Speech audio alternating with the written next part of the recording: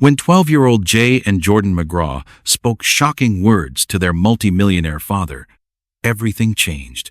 "Dad, I think having all this money is making us poor," Jay said, his voice laced with the gravity of someone who had just uncovered a terrible secret. A profound silence fell over the expansive, art-filled dining room. Dr. Phil slowly set down his fork, his famously direct gaze fixed on his son. The man who had counseled millions and faced down the most intense on-air confrontations had never felt an impact quite like this.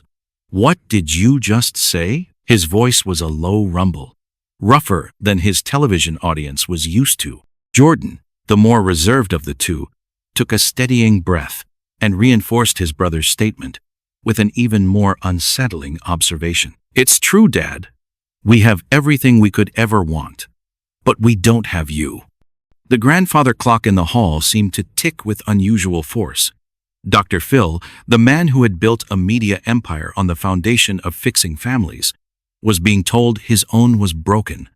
"You're always on the phone, always in a meeting, always flying somewhere else instead of being here with us," Jay continued, his voice gaining a startling confidence. "We live in this enormous house. We have designers pick our clothes. We have drivers." Jordan shook his head, a look of deep sadness in his eyes. "But at school, when our friends talk about what they did with their dads over the weekend, we have nothing to say." Dr. Phil felt a cold knot form in his stomach. His sons were systematically dismantling the very reality he believed he had constructed for their benefit. "Leo Martinez lives in a small condo," Jay said, naming one of his closest friends. "But his dad is at every single one of his baseball games. Every one. He works 2 jobs, Dad, and he still finds a way to be there."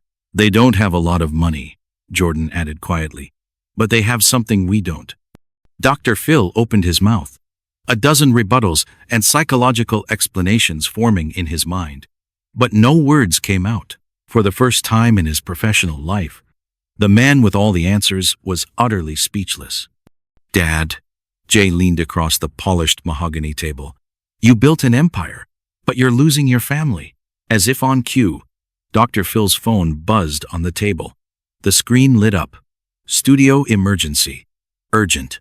The twins exchanged a look that was more powerful than any words. This was it. This was the exact moment they were talking about. Dr. Phil stared at the phone, then back at his sons. His 2 boys were looking at him with a piercing maturity that was far beyond their years. "Are you going to answer it?" Jordan asked. It wasn't a question. It was a challenge. The phone continued to vibrate, a relentless summons from the world that had made him a household name. Dr. Phil, a man who thrived on solving problems, was facing the most critical dilemma of his life. And this time, there was no winning without a fundamental loss. The phone was still buzzing when Jay delivered the blow that no one saw coming. "Dad, do you know the last time we had a family dinner without a single interruption from work?" Dr. Phil hesitated, the device a hot, insistent weight in his hand. "It was 4 months ago," Jordan answered for him. 4 months and 6 days. "That's impossible," Dr. Phil murmured. But the certainty in his own voice was gone, replaced by a creeping doubt. Jay stood up from his chair, his posture radiating a resolve that sent a chill down his father's spine. "I keep a log on my computer. Every time you spend more than 1 uninterrupted hour with us. Do you know how many times that's happened this year?" Jordan held up 3 fingers, his eyes glistening with unshed tears. The world seemed to tilt under Dr. Phil's feet. "3 times, Dad. In 9 months." The phone stopped buzzing for a moment, only to start again with renewed urgency. The caller ID had changed. Network executive, contract crisis. "We have a home theater with 30 seats, Jay continued, his voice unwavering. "But we watch movies in the same bedroom because this house feels too big and empty. We have a tennis court we've never used," Jordan added, "because you're never here to play with us." Dr. Phil glanced around the opulent room. The custom-made table that cost more than a car, the original artworks on the walls, The crystal chandelier that could have paid for a college education. It all felt hollow. A movie set for a life that wasn't actually being lived. "You don't understand," he started. But Jay cut him off with brutal precision. "We understand perfectly, Dad. You buy us things to compensate for your absence." The phone rang a third time. Now the screen read, "Legal team must answer now." "Leo told me something yesterday that made me want to cry," Jordan said softly. "His dad is teaching him how to build a bookshelf from scratch every Saturday." "We don't even know how to use a hammer, Dad," Jay confessed. "Because we've always had a handyman for that." Dr. Phil felt a lump form in his throat. The phone buzzed insistently. "Go on. Answer it," Jay said, his tone colder than any word he had ever used before. "Prove us right." Something in his son's voice made Dr. Phil pause. There was a depth of pain there, a wound he had never acknowledged. "If you answer that phone," Jordan whispered, his voice trembling slightly, "you're going to find out something about this family that will change everything." Dr. Phil froze. What secret could they possibly be hiding? The screen flashed, a merciless beacon. He looked from his sons to the device and did what years of habit had conditioned him to do. He picked it up. "McGraw," he said, his voice clipped and professional. Jay and Jordan looked at each other, not with surprise, but with a shared, painful resignation. "Yes, I understand," Dr. Phil said into the phone. "The network negotiations are critical." "Let's go to our room," Jordan whispered to his brother. "No, wait." The famous television doctor's voice continued. "I need to see those ratings breakdowns now." Jay pushed his chair back, his dinner plate untouched. "Come on, Jordan. Dad has more important things to deal with." "Boys, just a second." Dr. Phil covered the receiver with his hand. "Dad just needs to handle this one thing." But the twins were already walking towards the grand staircase. "Yes, I'm still here," Dr. Phil said, turning his attention back to the call. "Email the documents. I'll review them tonight." The sound of his son's footsteps, ascending the marble stairs, echoed in the cavernous home. Dr. Phil didn't seem to notice. "Reschedule my morning." "Impossible. That's a 7-figure endorsement deal." He began to pace. Upstairs, in the room they chose to share, Jay opened his laptop. "Jordan, look at this." On the screen was a spreadsheet titled "Time with Dad, 2025. It was meticulously detailed. January, 0 hours. Jordan read aloud. February, 0 hours. March, 1 hour. That was when his flight got canceled because of the storm, Jay pointed out. April, May, June, July. All 0, Jordan continued. Downstairs, Dr. Phil was still on the phone. "I don't care if it's 3 a.m. in New York. Get him on the line." August had that one time he came to the school's parent-teacher night, Jay recalled. "But he only stayed for 20 minutes, Jordan corrected.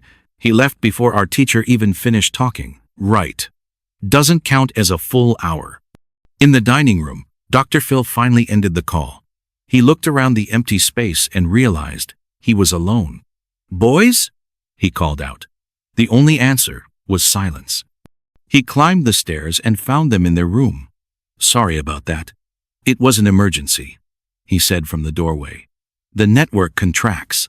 "Dad," Jay interrupted him. "How old are we?" 12, he answered, confused. "And how old do you think we'll be when you finally decide you have time for us?" Dr. Phil had no answer. "Good night, Dad," Jordan said, climbing into his bed. "Boys, can we talk in the morning?" "Sure," Jay said with a bitter edge. "If there's no emergency, no meeting, no 7-figure deal." Dr. Phil lingered in the doorway for a long moment before slowly pulling the door closed. He heard his own footsteps fading down the long, empty hall. "Jordan," Jay whispered in the darkness, "we have to do something." "Like what?" "I don't know yet. But we can't let our family just die." "Our family is already dead, Jay. We just haven't had the funeral." Downstairs, Dr. Phil was back in his home office, firing off emails to agents and producers on the other side of the country. The massive house was utterly silent. The next morning, at Northwood Preparatory School, Jay and Jordan saw their friend Leo Martinez in the courtyard. He was sitting by himself, staring at his worn-out sneakers, his eyes red-rimmed. "Leo?" Jay approached him cautiously. "What's wrong?" "Nothing," Leo mumbled, trying to force a smile. "I'm fine." "No, you're not," Jordan said, sitting down beside him. "Talk to us." Leo took a shaky breath. "My dad? He lost his second job yesterday." The McGraw twins exchanged a look. "What now?" Jay asked. "Now." Leo wiped his nose with his sleeve. "I don't know if we can make rent this month." The twins' world, a world of effortless abundance, came to a sudden halt. "My dad came home last night. He was crying." Leo's voice cracked. "I've never, ever seen him cry." Jay felt a pang of something sharp and unfamiliar. While he was complaining about having too much, his best friend was facing the possibility of losing his home. "What about his other job?" Jordan asked. "He still has it. He's a carpenter, the best one I know. But it's just project work, not steady." "But it's not enough," Leo explained. "Our rent is $2,000 a month. He's short." "Leo," Jay put a hand on his friend's shoulder. "Why didn't you ever tell us you guys were struggling?" "Because we're not struggling," Leo replied, with a dignity that stunned the twins. "My dad always says being broke isn't the same as being poor. Being poor is when you don't have love, when you don't have family." Leo's words echoed in their minds, a direct reflection of their own conversation the night before. Yesterday, even after crying, Leo managed a small, teary smile. "You know what my dad did? He spent 2 hours showing me how to use a wood lathe. He said no matter what happens, our family sticks together. That's what makes us rich." Jay looked at Jordan. They were both thinking the same thing. Last night, with millions of dollars at their disposal, they had gone to bed feeling like the poorest kids in the world. "Leo," Jay said carefully, What if someone could help?" "We don't need help." Leo shook his head firmly. "My dad will figure it out. He always does." "But what if someone could just give you the money?" Jordan pressed. Leo stopped and looked at his friends, his expression suddenly serious. "You guys don't get it. My dad has been working since he was 14. He has pride. He would never take a handout." "It wouldn't be a handout," Jay argued. "Yes, it would," Leo said. "You want to help because you feel bad that you have so much. I don't want your pity." The twins fell silent. "You know what I want," Leo continued. "I want my dad to get a fair shot. I want someone to see how talented he is and give him a real, steady job." "A shot?" Jay asked. "He's an artist with wood. He can build anything. But the big construction firms won't hire him full-time because he never got a formal apprenticeship certificate," Leo explained. "If he could just get a steady job at a real company, he'd make 3 times what he does now." Jordan and Jay looked at each other again, a new idea sparking between them. "Leo," Jordan said slowly, "you just taught us something incredibly important." "What?" "The difference between giving someone a fish and teaching them how to fish." The school bell shrieked, and students began moving towards their classes. "Leo," Jay called out, "would your dad be willing to talk to someone about a job?" "Why?" Leo smiled for the first time that morning. "He'd be available any time. But do you know someone looking for a master carpenter?" The twins shared a mysterious smile. "Maybe," Jay said. "Maybe we do." All morning, Jay and Jordan couldn't focus on their lessons. They had stumbled upon a revolutionary concept. A vast difference existed between simply giving money and creating a genuine opportunity. At lunch, they found Leo again. "Leo," Jay asked, "can I ask you something personal?" "Shoot. Are you happy? I mean, really, even with all the money stuff?" Leo considered it for a moment. "Yeah, I am." "How?"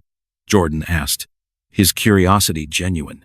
"Because every single night, when my dad gets home, no matter how tired he is, he asks me about my day. And he actually listens." Leo explained. On weekends, we do simple stuff.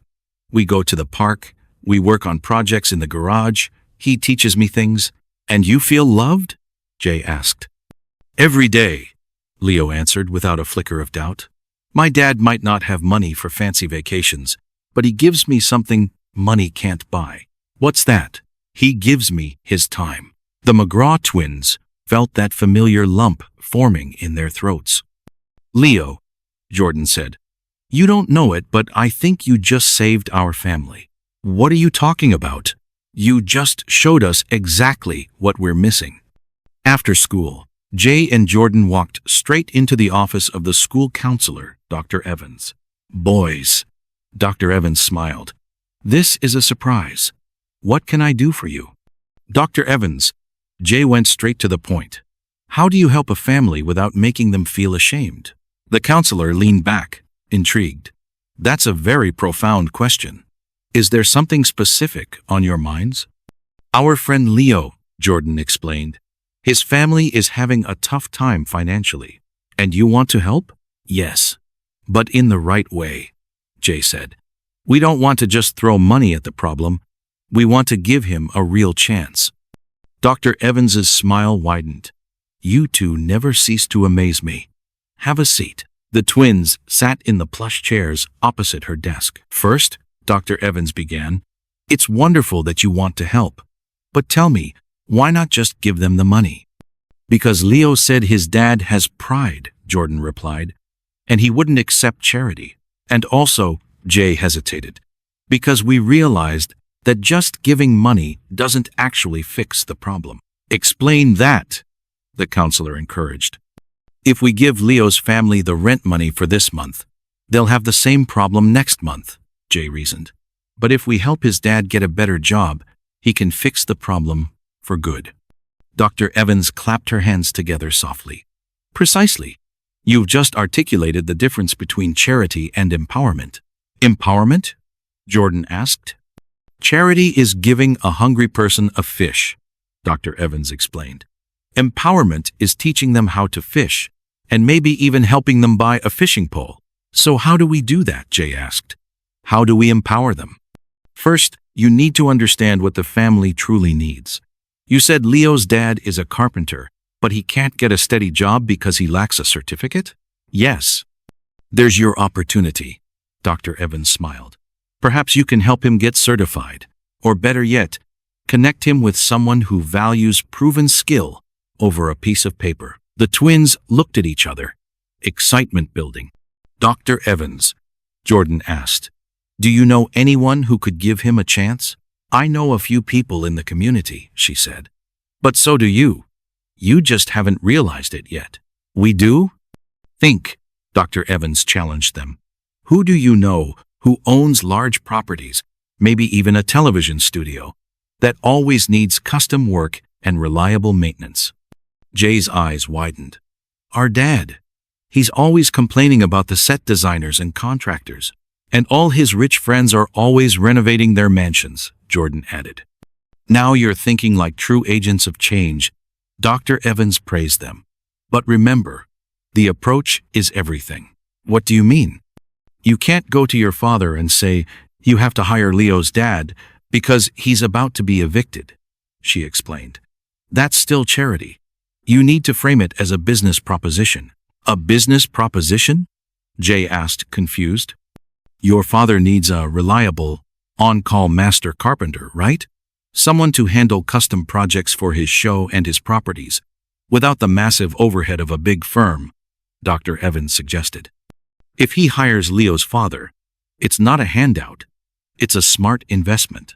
Jordan slapped his forehead. Of course. Dad is always talking about efficiency and cutting costs. Exactly. You'd be solving a problem for your father while creating an opportunity for Leo's father. But Jay hesitated. What if our dad says no? Dr. Evans's expression grew serious. Then you will have learned something very important about his character. What's that?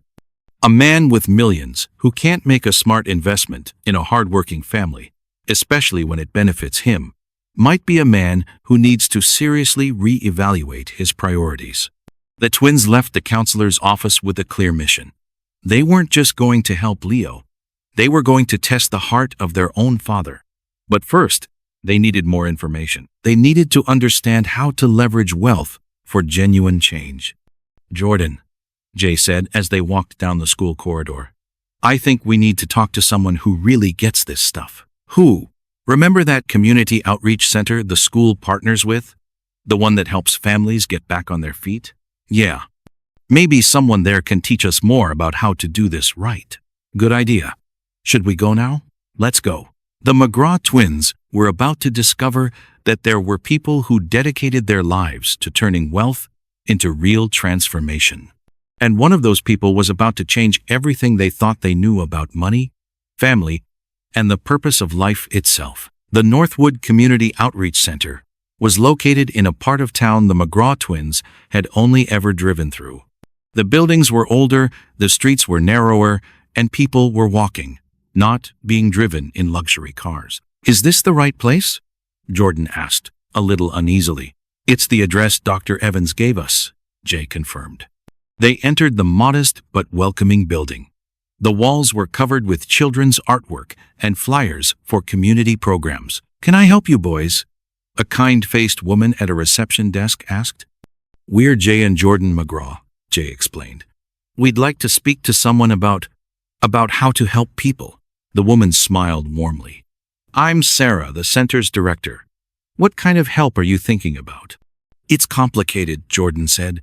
"Our friend needs help, but we want to do it the right way." "I understand. Come, let me introduce you to Richard. He's our most experienced volunteer." Sarah led them to a man in his late 60s who was patiently helping a young girl with her math homework. "Richard," Sarah called softly. "This is Jay and Jordan.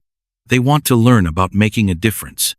The man looked up, and his eyes held a mixture of wisdom and deep kindness. "Hello, boys.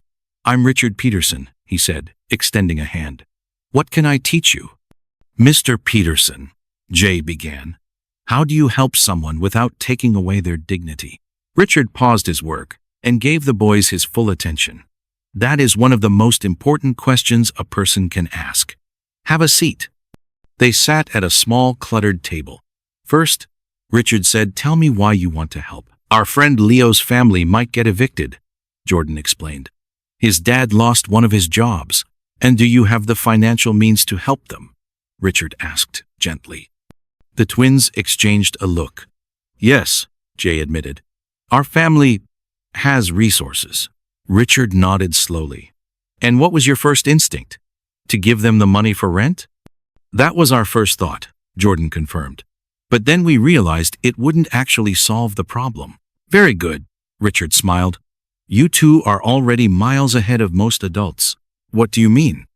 "Most people with wealth believe money is the answer to everything," Richard explained. "They throw money at problems like it's water on a fire. Sometimes it douses the flames for a moment, but it never gets rid of the faulty wiring that started the fire in the first place." "So what's the right way?" Jay asked. Richard leaned in, his voice low and earnest. "The right way is to find out what a person truly needs to stand on their own 2 feet, and then build a bridge to help them get there." "A bridge?" "In the case of Leo's father," Richard continued, "he doesn't need a handout. He needs an opportunity to prove his worth." "That's exactly what Dr. Evans told us," Jordan exclaimed. "Dr. Evans is a wise woman," Richard smiled. "Now, tell me, do you truly want to learn how to use wealth to help people?" "Yes," they both said in unison. "Then I'm going to teach you something that changed my life forever." Richard stood up, went to a filing cabinet, and returned with a worn leather-bound ledger.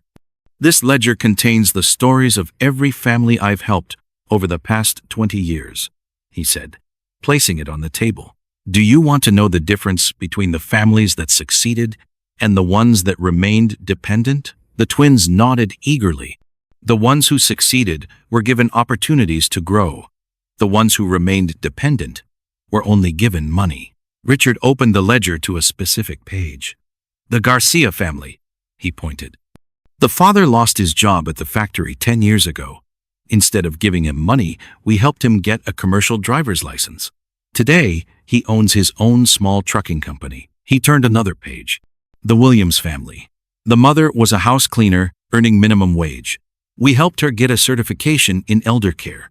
Now she's a sought-after private caregiver, earning a living wage. And the families that didn't succeed? Jay asked. Richard turned to a different section of the ledger, his expression turning somber. The Smith family.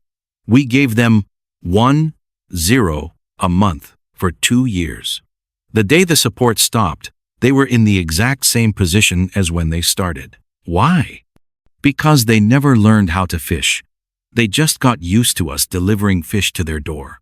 Jordan touched the cover of the old ledger. Mr. Peterson, how do you know the difference? By asking the right question, Richard replied. Don't ask, what do you need? Ask, what are you good at? What's the difference? The first question focuses on the problem. The second question focuses on the solution, Richard explained. Everyone has a gift. Your job is to help them turn that gift into an opportunity. Jay was fascinated. Mr. Peterson, can I ask you something personal? Of course. How did you learn all this? Richard's face clouded over. A shadow of profound sadness crossed his features. I learned it the hardest way possible, son. What do you mean? Richard slowly closed the ledger. I learned it by becoming the very man you must never let your father become. The twins felt a chill. There was a story in Richard's voice, a warning that they were about to hear something that would change them forever. Mr. Peterson? Jordan asked softly. What happened? Richard stared out the window for a long moment. 20 years ago, he began. I was a very wealthy man. I had a tech company that was worth over $50 million. What happened? I had a daughter, your age, Richard continued. Her name was Chloe, and I had a wonderful wife, Maria. The twins' hearts began to beat faster. They noticed Richard was speaking of his family in the past tense. Where are they now? Richard took a deep breath. This is a story every wealthy father needs to hear. Richard stood and walked to the window, his hands clasped behind his back. 20 years ago, I was exactly like I imagine your father is now, he began. Consumed with building my company, convinced I was doing it all for my family. Jay and Jordan exchanged a nervous look. I worked 18-hour days, weekends, holidays. It didn't matter, Richard continued. There was always another round of funding, another product launch, another competitor to crush. And your family? Maria tried to warn me. She told me Chloe was growing up without a father, that our family was becoming a hollow shell. Richard turned to face the boys. You know what I told her? The twins shook their heads. I told her I was doing it for them. That once the company went public, we'd have all the time in the world. But, Jordan began, that day never comes, does it? It never comes, Richard affirmed.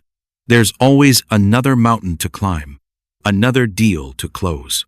Jay felt a knot tighten in his stomach. What happened to Chloe? Richard returned to his chair, his eyes misty. Chloe turned 13. I missed her birthday. I was in an emergency board meeting. She turned 14. I missed that too. I was on a crucial business trip to Asia. You kept missing them? I missed her first school dance. Maria had to teach her how to slow dance by herself in the living room.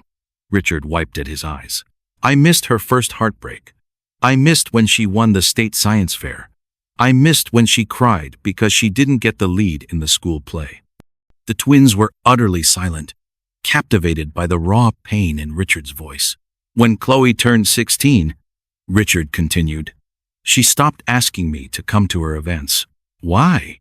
Because she knew I wouldn't show up, and it was less painful to not invite me than to be rejected again. Jay swallowed hard. And your wife? Maria held on for years. She truly believed I would wake up one day and see what I was losing. Richard shook his head. But there's a limit to how much love one person can give to someone who is never there. What happened? On Chloe's 17th birthday, Maria gave me an ultimatum, Richard said. She said either I start being a part of their lives, or she was filing for divorce. And you? I laughed, Richard said, his voice thick with self-loathing. I told her she was being overly dramatic. I told her she didn't understand the pressure I was under. I said that after we closed the big merger, everything would be different. Did she believe you? No. That night, she packed her bags. The silence in the room was heavy and suffocating. Did Chloe go with her? Chloe looked me right in the eye and said something that has haunted me every single day since. Richard took a shaky breath. She said, "Dad, you chose your company. Now go live in it." Jay felt tears welling in his eyes. Did they leave for good? Maria moved back to her hometown with Chloe. 2 years later, she remarried, Richard said, to a high school history teacher who makes $60,000 a year, but who has never missed a single one of Chloe's college events. And the company? Oh, the company, Richard laughed. A bitter, broken sound. The merger went through. I made another $100 million. We became a giant in the industry. But I would come home at night to a cavernous, empty mansion. I ate dinner alone at a table that seated 20. I slept in a king-sized bed that felt like an ocean of loneliness. Jordan wiped a tear from his cheek. Did you try to get them back? I tried everything, Richard nodded. I sent lavish gifts, offered to buy them a mansion in Malibu, set up a trust fund for Chloe. It didn't work. Maria sent it all back with a simple note. It said, "I didn't want your presence. I wanted your presence." Richard pulled a worn, folded piece of paper from his wallet. I still have it. And Chloe? Chloe called me once, about 2 years later. Do you know what she asked me? The twins shook their heads. Dad, can you remember a single real conversation we had when I was a teenager? Richard repeated. I was silent on the phone because I couldn't. Not one. No real talks. Just quick instructions. Questions about grades. Comments on her behavior. Richard shook his head. 17 years of her life, and I didn't have a single memory of a meaningful conversation. Jay was openly crying now. What happened to the company? It kept growing. I got even richer. But you know what I discovered? What? That money doesn't talk to you at the dinner table. Money doesn't hug you when you're sad. Money doesn't call you just to see how your day was, Richard said. Money is just paper. Family is life. Mr. Peterson, Jordan asked, do you still talk to them? Richard took out his phone and showed them the screen. Chloe is 32 now. She's married, has a little boy. My grandson, Sam. I've never met him. Why? Because some bridges, when you burn them with years of neglect, can't be rebuilt with regret alone. Jay wiped his face with his sleeve. Mr. Peterson, why are you telling us all this? Because you two remind me of her, at the age when I still had a chance to do things differently. Richard looked them straight in the eye. And because it might not be too late to save your family. Our family?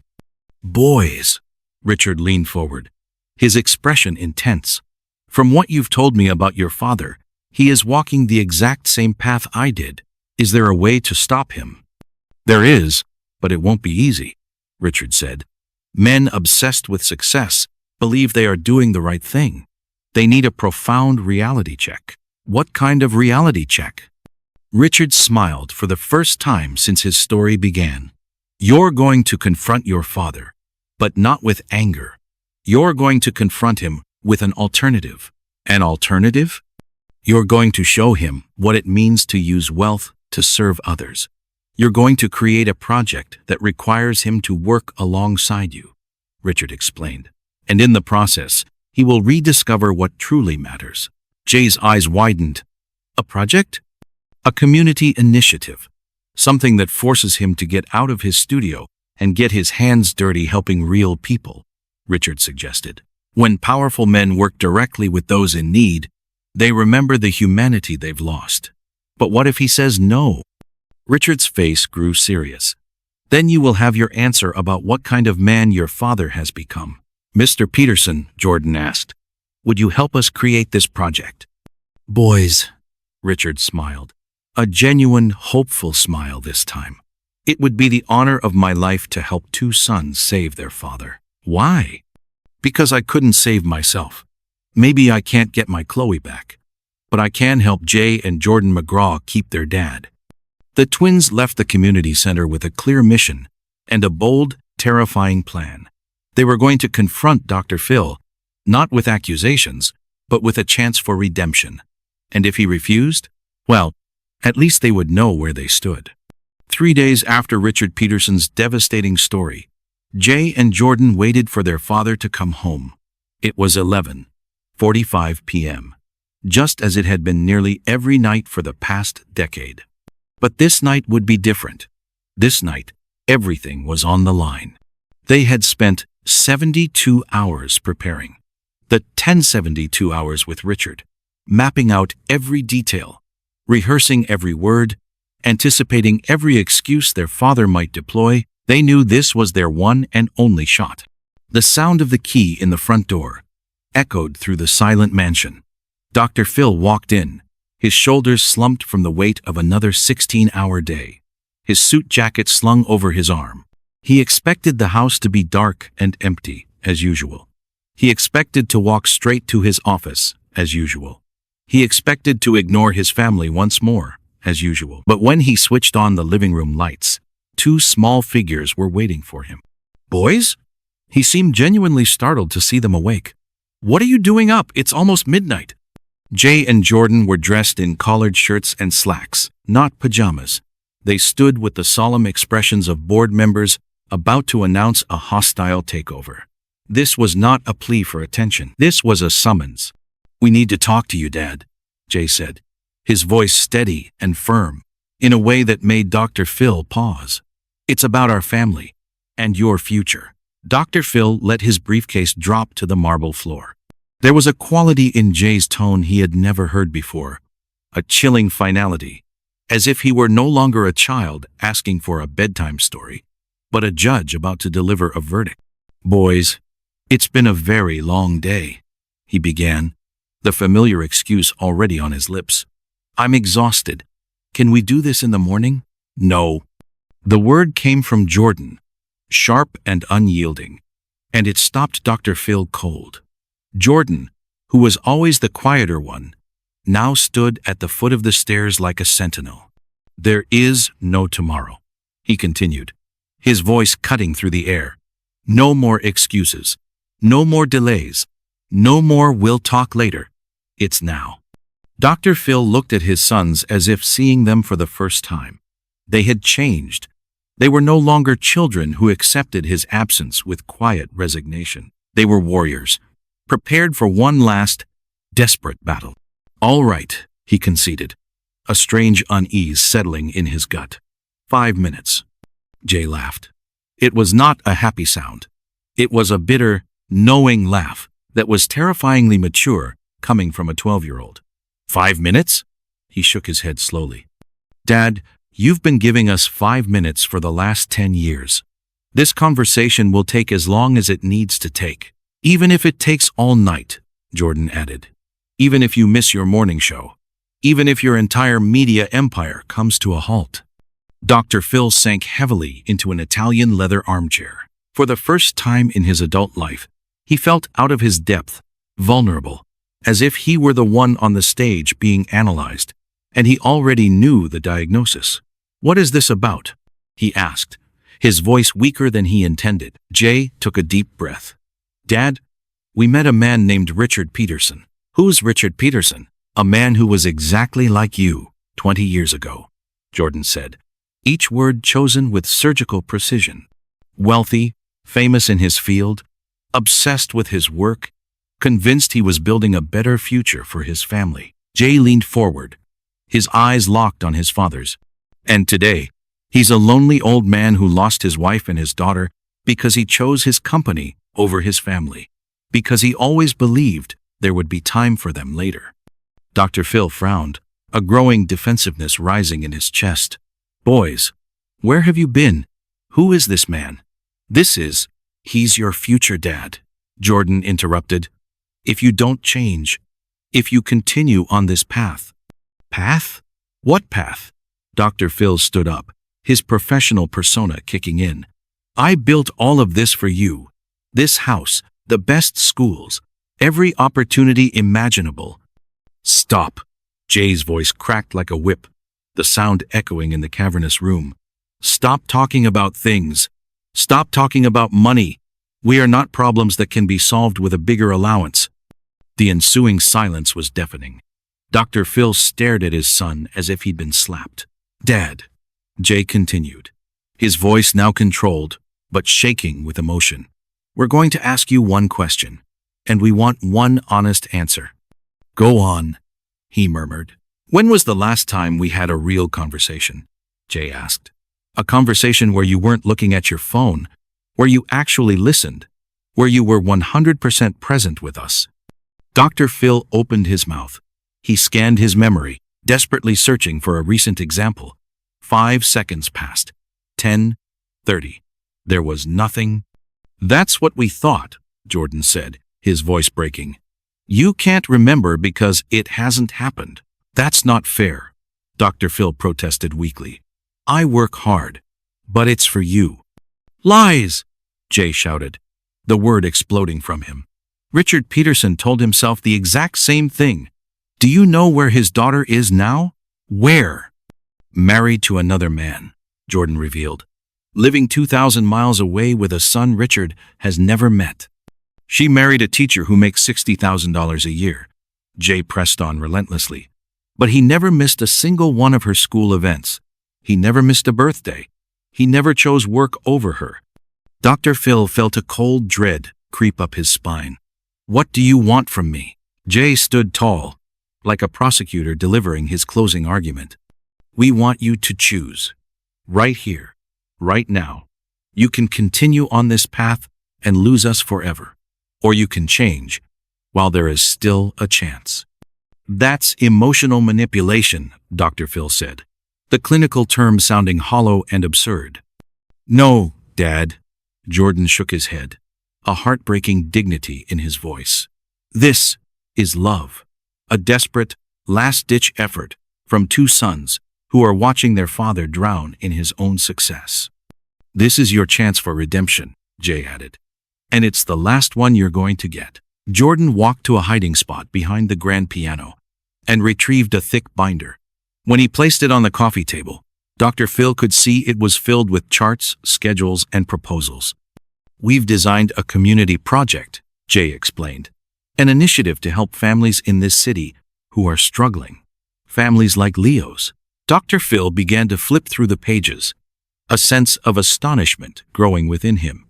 It was a detailed, 3-month plan for a community empowerment fair, complete with vocational workshops, a microloan program for small businesses, youth mentorship, and partnerships with local companies. This is, he murmured, this is incredibly well planned.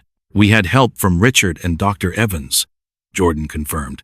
But we planned it, and we want you to lead it, with us. Jay's next words were delivered with the weight of an ultimatum. Not by writing a check, not by hiring a team to run it. You, personally, working side by side with us. This would take a tremendous amount of time, Dr. Phil observed, still scanning the documents. It will, Jay confirmed. It will require you to leave your soundproof studio. It will require you to get your hands dirty. It will require you to meet real people with real problems that can't be solved with a pithy one-liner. And it will require you to work with us, Jordan added, as a family, as a father and his sons, working towards a common goal. Dr. Phil looked from the binder to his sons and back again. The project was brilliant, ambitious, and would demand a complete upheaval of his life. It would force him to make choices he hadn't made in years. And what if I say no? He asked quietly. The silence that followed was so profound, so heavy with meaning, that Dr. Phil could feel its physical weight. Jay stepped closer, his eyes shining with unshed tears. Then we'll know that Richard was right, that some men really do love their work more than their own children. And we'll know that we need to start preparing for a future without you, Jordan finished, his voice cracking. Because you will have already made your choice, and it won't be us. Dr. Phil felt something shatter deep inside his chest. His 12-year-old sons were talking like adults who had already lost all faith in their father. They were speaking like people who had already begun to grieve for a man who was still standing right in front of them. "Boys," he started. "No?" Jay held up a hand, stopping him. "We don't want your excuses, Dad. We don't want your empty promises. We don't want to hear how things will be different after the next season. We want your actions. We want your presence," Jordan said. "We want you." "The project is scheduled to begin next week," Jay continued. "It's 3 months of work, culminating in the community fair. 3 months where you will have to choose every single day between being present with us or absent with your work." "Is this a test?" Dr. Phil asked. "It's a lifeline," Jordan corrected, and there was both hope and despair in his voice. "It's the last one we're throwing you." Dr. Phil looked at the binder again. He saw schedules that would require his presence 3 afternoons a week. He saw planning meetings that conflicted with taping schedules. He saw dozens of moments that would force him to choose between profit and his sons. "And if I do this," he asked, "will you forgive me for all the lost years?" Jay stepped forward and gently touched his father's arm. "Dad, forgiveness isn't something you can negotiate. It's something you earn, day by day, choice by choice, presence by presence." "So?" Jordan asked, and Dr. Phil could hear his own heart pounding in the question, "What's your choice?" Dr. Phil looked at his sons. He really looked at them. For the first time in years, he wasn't thinking about ratings or contracts or his public image. He looked at his boys. He saw the premature gravity in their faces, a seriousness he had forced upon them with his emotional abandonment. He saw the pain he had caused with years of neglect disguised as provision. He saw the flicker of hope that still remained in their eyes, a hope he knew he didn't deserve, but that they were offering him anyway. And he saw Richard Peterson. He saw himself 20 years from now, alone in this giant, silent house, calling sons who no longer answered. He saw himself sending extravagant gifts that were returned unopened. He saw himself dying alone, surrounded by awards and accolades, but utterly devoid of love. "Okay," he said, his voice a hoarse whisper. "You'll do it?" Jay asked, his voice filled with a fragile bougainville hope. "Really? Together?" "Together," Dr. Phil confirmed, and for the first time in as long as he could remember, he felt tears welling in his eyes. "But you'll have to teach me. You'll have to teach me how to be a father again." It was as if a dam had broken. Jay and Jordan rushed to him, and the 3 of them clung to each other, crying together for the first time in years. They cried for the lost time, for the unnecessary pain, for the moments they could never get back. But they also cried with relief.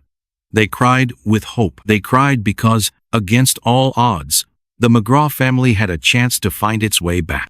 "Dad," Jordan said through his tears, "you just made the most important decision of your life, and we'll be with you every step of the way," Jay promised, "because that's what a real family does."